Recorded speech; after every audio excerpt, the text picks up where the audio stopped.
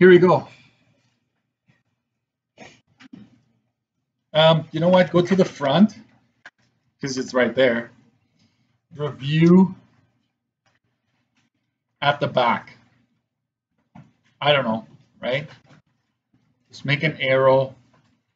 You tell yourself, hey, the review is at the very back, right? So when you look at the booklet, don't check the booklets until we're done the course, okay?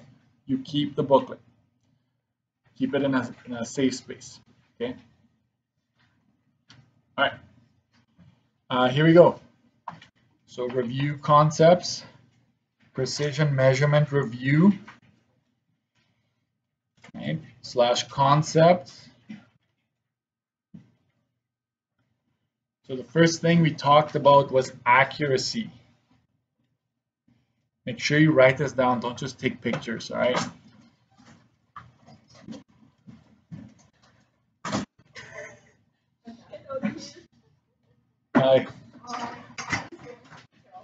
Okay. I know I taught her last year. That's okay.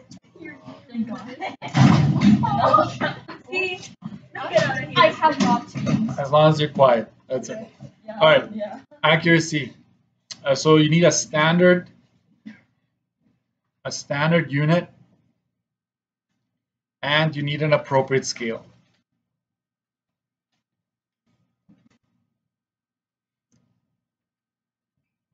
Right? Standard unit, appropriate scale. These two things must be present for something to be accurate. But if you still, like if you have those two things, right, present, and something's still not adding up, then this is your, right, these two, so this will be affected by improper use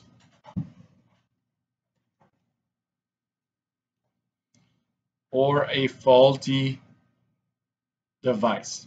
Now, I'm reviewing, right? So I don't want you to just say, if I ask you, why is the measurement off? I don't want you to just say, oh, improper use. Be a bit more specific to the scenario, like what specifically may have made that person have done wrong when measuring, okay? So,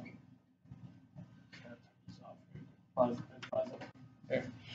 So that's accuracy, and really, what does it mean? How close you are to the target. Sorry, it's a bit small there.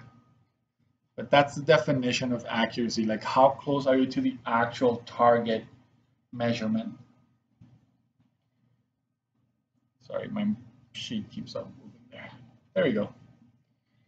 And I'm gonna close that off.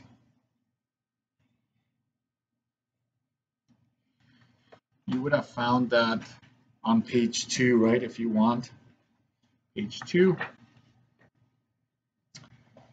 And next concept that we covered would have been precision, and with it goes uncertainty, okay? And by definition, it's the smallest increment of device, but it's also sometimes seen as the limitation of device.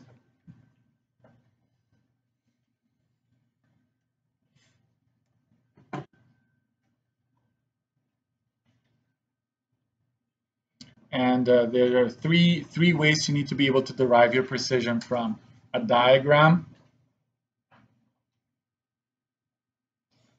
a value, right, a measurement, or value, or just words.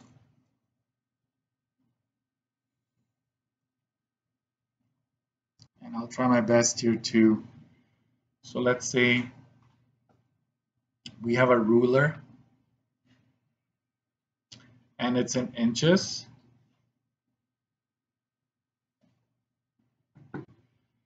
And let's say we start with 0 and then 3 6, 9, and so forth.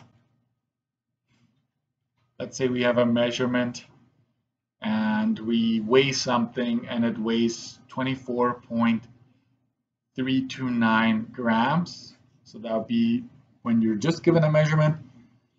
Words, it usually says something like a cup or something has markings of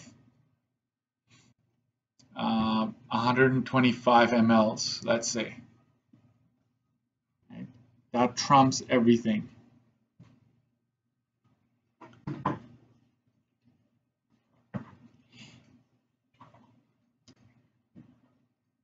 So what's the precision of the ruler? From marking to marking, right? We're going up by 3, right? So that'd be 3 inches.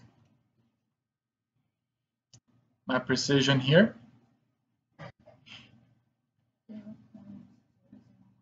0.001, that's correct. Because it's that last, right? That's where the change, the smallest change can happen here, and it's by 1 unit at the 3rd decimal. Okay, so that's my precision there. And here my precision is just exactly what it's saying. The markings, the increment is that, right? So there you have it.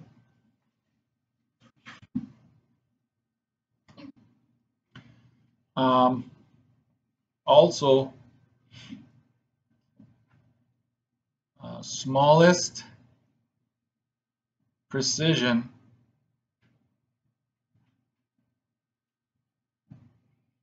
is the most precise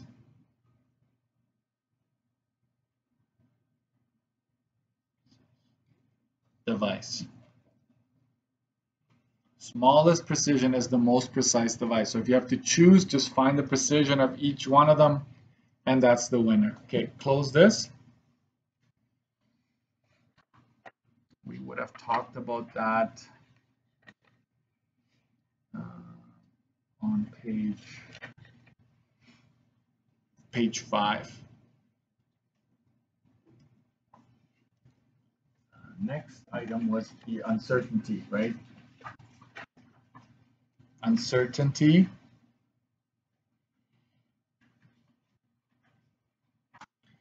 it's called the margin of error.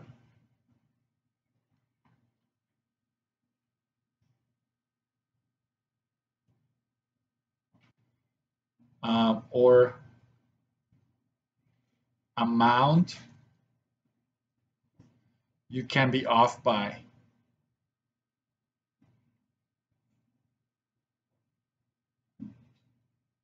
Right? Sorry. And that's just me using my own words, right? Amount you can be off by, a measurement can be off by a certain amount. And that's actually directly related to the precision. So make sure you write this down. Always half of precision. That's it.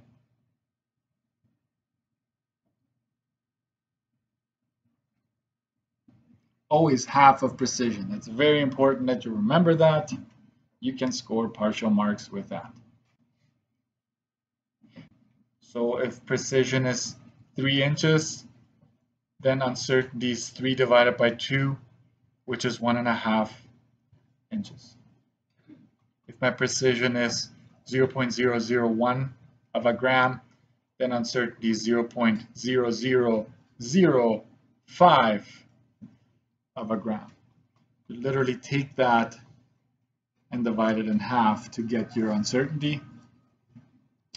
If your precision is 125 mLs, then the uncertainty is simply 125 divided by 2, which is 62.5.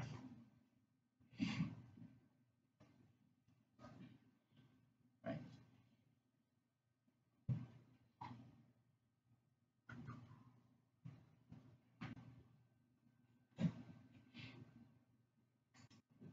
Next, we had state measurement plus or minus uncertainty.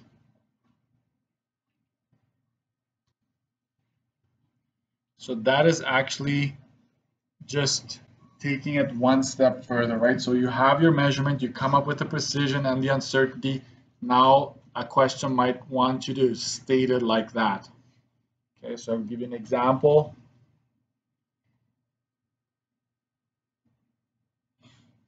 Let's do this one is a more challenging one. So I will try my best. I don't have this in my notes like that, but let's make a beaker.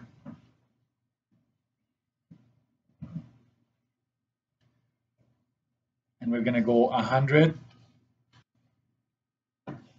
200, 300 like that. Is that small or what? There, let's try that. And let's fill this up. Okay, I'm going to fill this up to a certain level. So I'm going to make this my mark right there. That's the level that it's filled in. And if you want to shade it in, I don't know. So there's the contents go up to that wavy line there. And they may ask you, hey, state the measurement plus or minus its uncertainty. Write it down first and then I'll explain it. Try your best. I know I'm not artistic either, so I try my best. So basically just make like an oval, go down, another oval at the bottom. And just make sure you have these markings, and somewhere we're gonna say that it's in milliliters, right? So you have to find out which one it's closest to, right? So here, which one is it closer to, 100 or 200? It is obviously closer to 200. So liquid is closest to 200 mLs. Okay, that's a big note there. So you have to say 200 ml plus or minus the uncertainty. Where do you get that from? Well, you need to look, we need to go back to the device just like before. The precision of this beaker is 100, right? It goes up by 100 from one marking to another. Therefore, the uncertainty is 100 divided by 2, which is 50 ml. So there are two skills here. You need to be able to read and find the measurement and then tack on the uncertainty.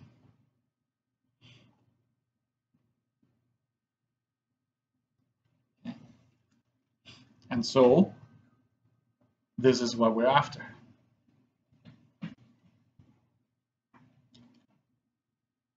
Okay. Another example. Let's do that on the side here.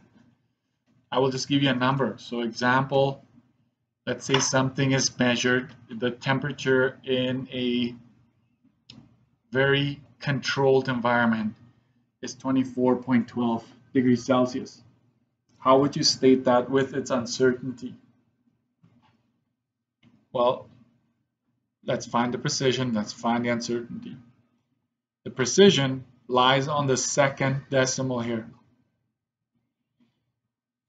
Uncertainty is half of that. So this is actually a little easier if you ask me, right? You just get your precision.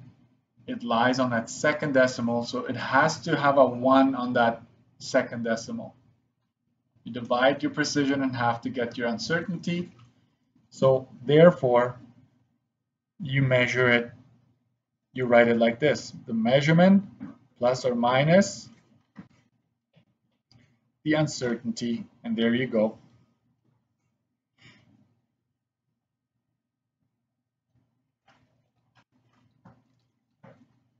And it turns out that from this, you have a min and a max. There's the lowest temperature you could possibly have and the greatest. Same thing here. There could be, let's branch off of this. Min and max. So min would be 200 minus 50. That's 150 mLs. Max would be 200 plus 50, which would be 250 mLs. Same with the other one, but should I do it? Let's do it. Okay. Min be 24.12 plus, minus 0.005, and the max will be 24.12 plus 0.005.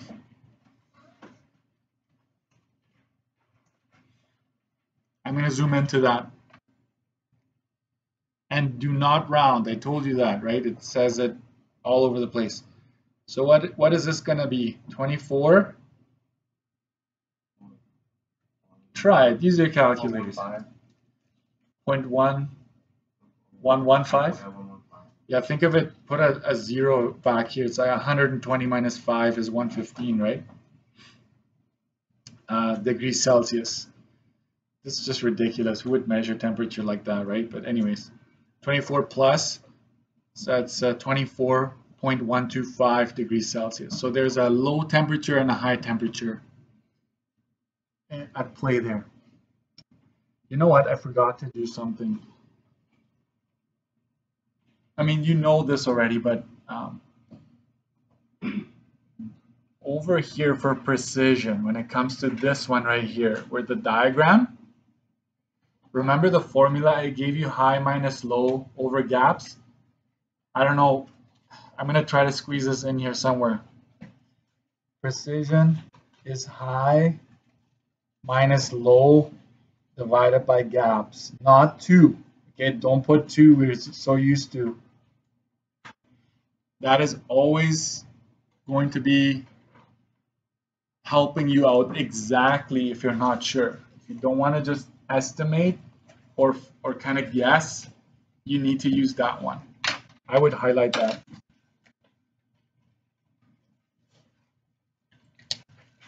That is exclusively for a diagram, okay? For anything else, you wouldn't be using it.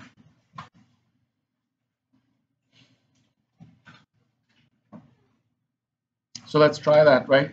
9 minus 0, so this is my high, my low. 9 minus 0 is 9. Divided by 1, 2, 3. Divided by 3 is 3. So you'd still get the 3 inches.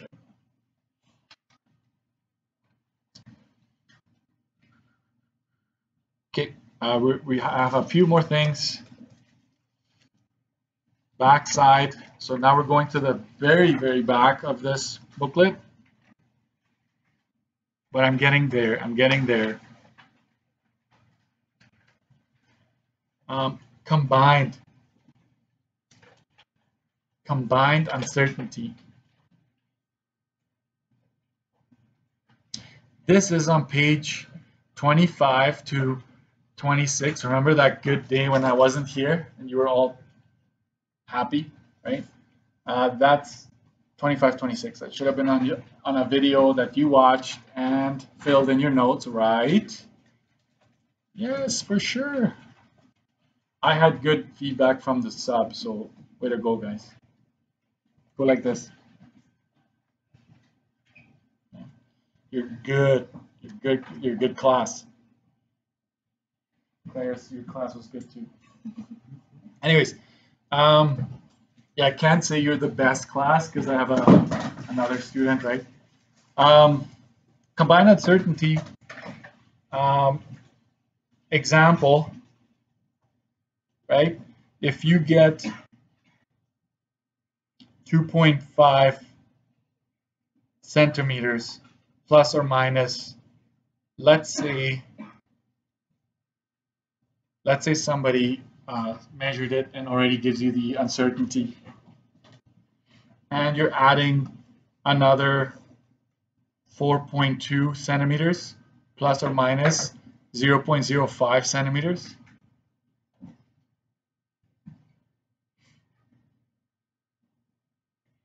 We always add uncertainties. We always do.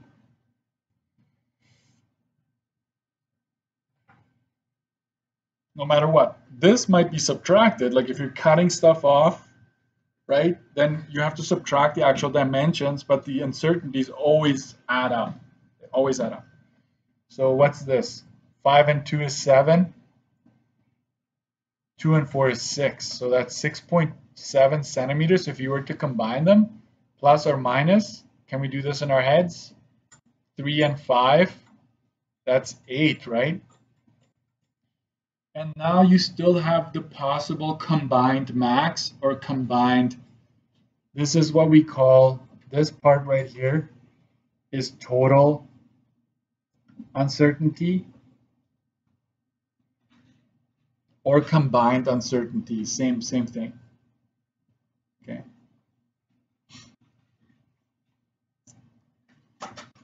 There's a max and a min here too. I won't go there because I feel like you should know, right? When it's plus or minus, max is plus, min is minus, right? So sometimes just read the question carefully, the one I'm going to give you. It might only ask you for one. Another thing you need to pay attention, okay? You know how I always kept on doing precision, uncertainty, right? The province will sometimes say, they will, for example, give you a ruler like that and just ask for the uncertainty. So just make sure you label this is my uncertainty or circle the one that is answering the question. They may not care about the precision. Even though it's important, you need it to figure out your uncertainty. Just make sure you circle which one is answering, okay? This is 2526. I said that already. Can I just go back and give you a page number for this part? This part right here, page 20 to 24. I have the key posted as well. Like all the pages that I'm giving you should either be filled in your booklets or Google Classroom has a link. I give you everything I can, guys. Everything else is in your hands, right? I can't do it for you. That's just impossible. Last but not least, tolerance. Tolerance. What is it? Two definitions that I'm going to give you. It is the range of acceptable measurements.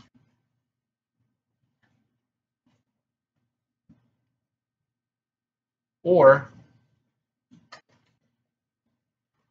this is the one I also use quite often. It's the measurement variation. Measurement variation. So item can still be used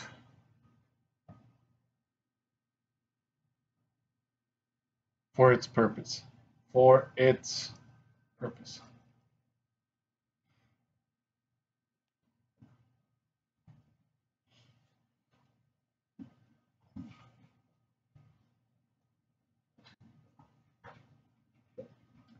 You know what trim is, right? The gray piece along the floor where the floor meets the wall.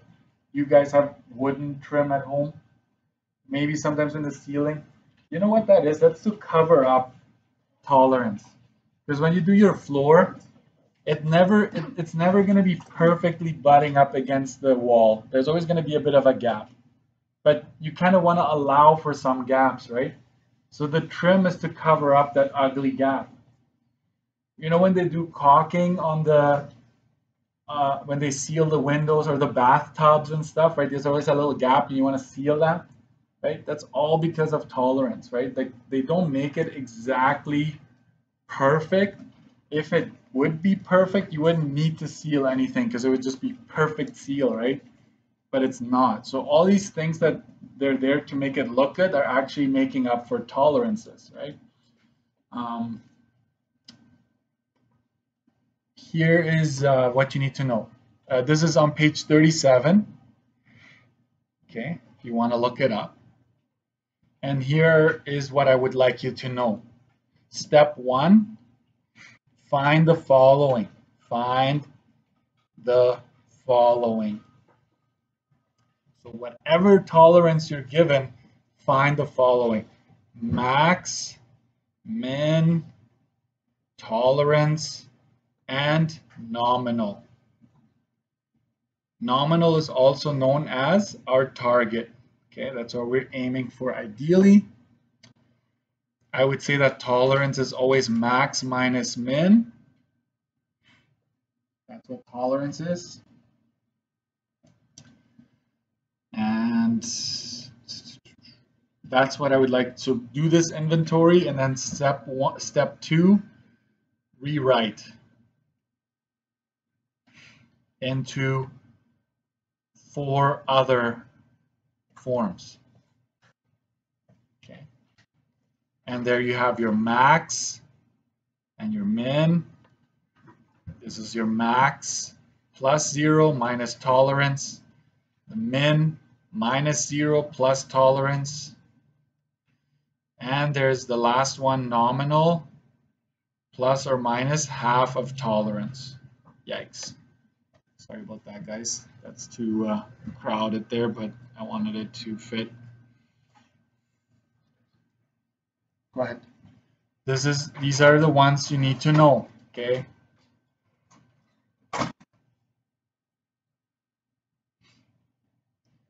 Do your inventory, fill these in, and then branch off to those other 4, or sorry, they'll give you one. You need to rewrite it into the other 3 formats.